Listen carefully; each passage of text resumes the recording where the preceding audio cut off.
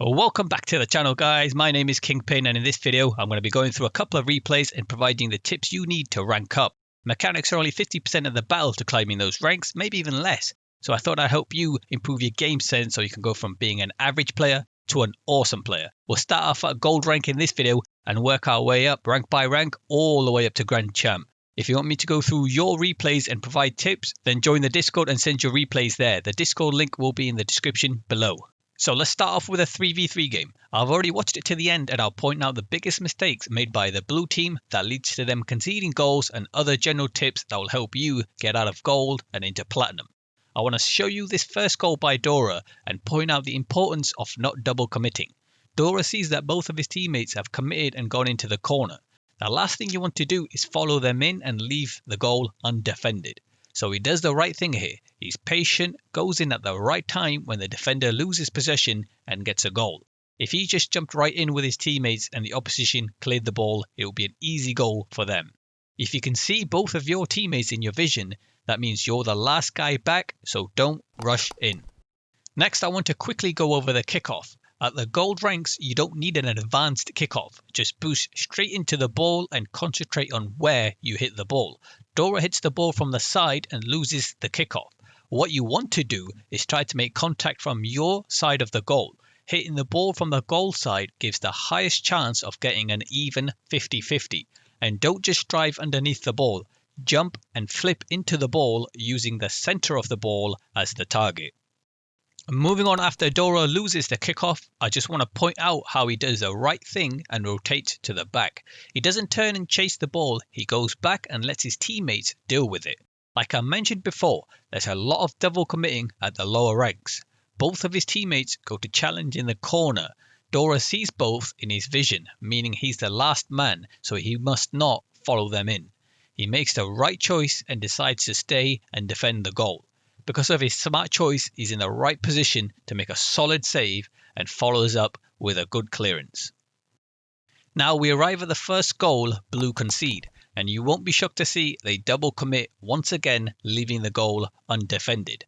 Now the positioning was actually not too bad. If you've not watched my video regarding positioning and rotations for lower ranks, then you definitely should. It'll be linked in the description below. I go through the ideal places where you should aim to position and who should go for what ball.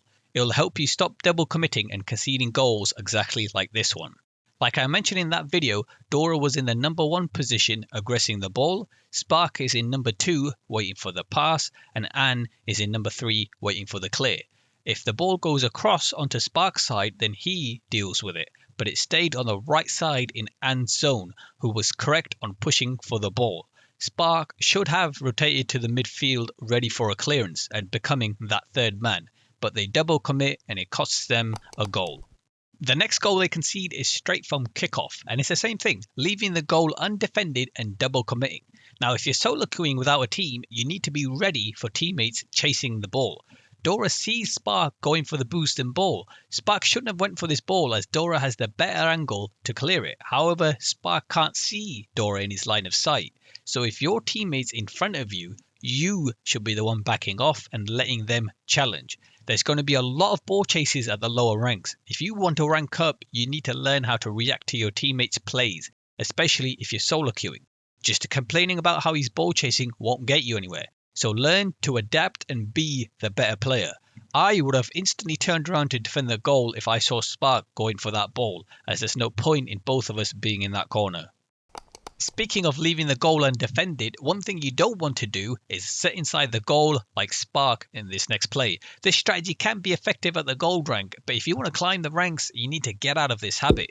Use the 1-2-3 positioning strategy I show in my rotation and positioning video. Spark should have been in the number 2 position waiting for a pass or ready to deal with the ball if it comes across and potentially pass it back into the middle.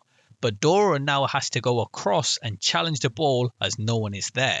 And now Spark has the chance to go behind Dora and take the number 3 position to wait for any clearances that could happen.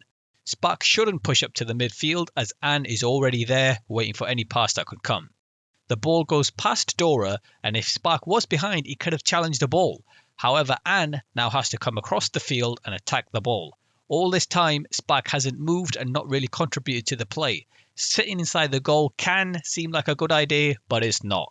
You aren't there to support your team. It's a lot more effective to stop the clearances at the midfield and keep the pressure up.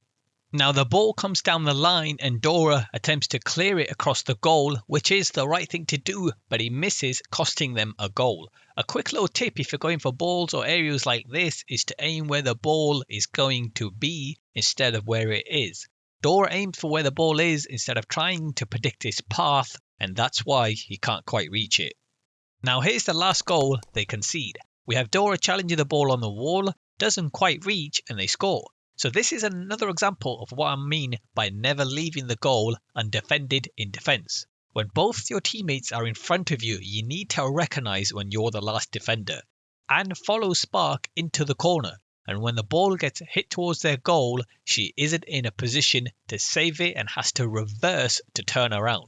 If she didn't follow into the corner, she would have had a much better position to challenge the ball. This is exactly like the save Dora made earlier on, but he rotated around and was patient, didn't follow into the corner or leave the goal.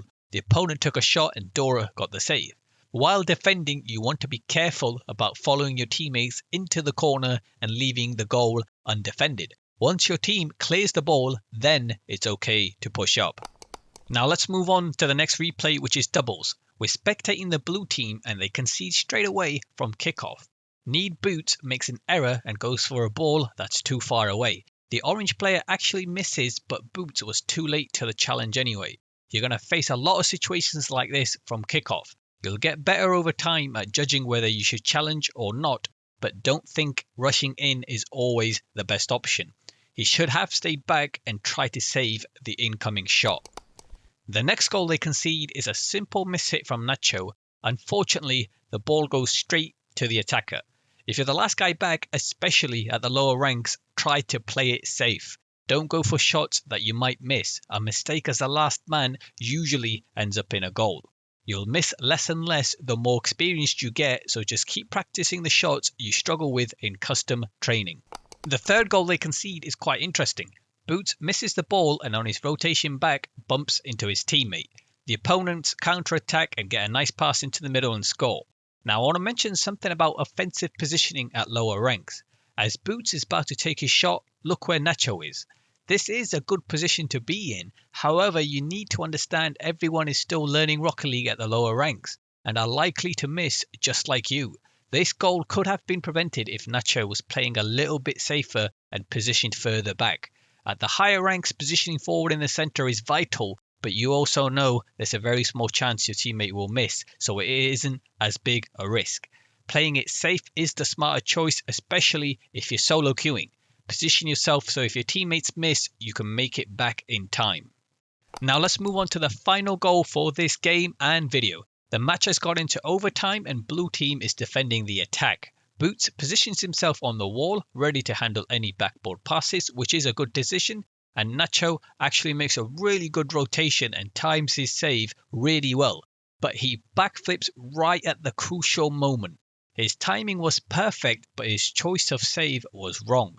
The reason he backflipped was he was trying to double jump aerial for this ball. But there's no need to, as it's coming very low. Even a single jump would have sufficed, but the best option was not to aerial, but just flip into the ball and knock it into the corner. That way, there's no chance of you backflipping, and hitting the ball into the corner is always a safe idea and something you should try to do with every save. You don't want to knock the ball into the middle as the opponents can follow it up. So I hope you've learned something from this video. You need to be working on your game sense and not just mechanics if you want to climb those ranks. Hit the like button if you found this video helpful, and don't forget to subscribe if you're looking to improve on Rocket League. This channel is all about improving and getting better. You can send your own replays in the Discord. They don't have to be full games. You might be struggling with a mechanic, then just drop a clip and I'll try to provide feedback. Thank you so much for watching. I'll see you next time.